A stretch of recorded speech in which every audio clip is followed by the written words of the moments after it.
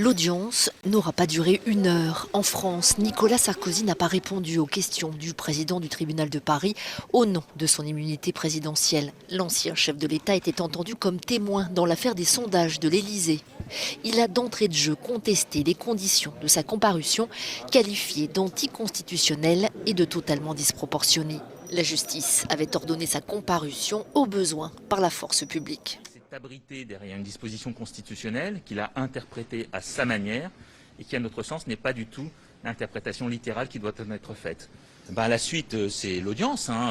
On a compris que Nicolas Sarkozy ne participerait pas à la compréhension du système des sondages. On a compris qu'il ne participerait pas à la compréhension de l'ensemble de ce dossier. On a compris qu'on devrait faire sans lui, et d'ailleurs la justice avait fait sans lui. On a suffisamment d'éléments au dossier, néanmoins, pour comprendre ce qui s'est passé et en déduire quel a été le rôle, bien sûr Nicolas Sarkozy, mais qui ne sera pas jugé, mais surtout des prévenus aujourd'hui qui comparaissent et qui ont leur part de responsabilité dans le système de détournement d'argent public et de contrats qui ont été finalement mal faits, non respectueux en tout cas de la dépense publique.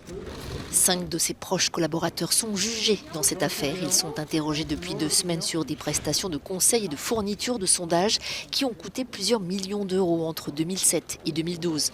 Aucune n'a fait l'objet d'un appel d'offres, ce qui constitue pour l'accusation du favoritisme de la part de l'ancien secrétaire général Claude Guéant, de l'ex-directrice de cabinet Emmanuelle Mignon et de celui qui était alors conseiller technique opinion Julien Vaupré. Soupçonné d'avoir profité d'un avantage injustifié, l'ancien sondeur Pierre Giacometti et le politologue Patrick Buisson sont jugés pour recel de favoritisme.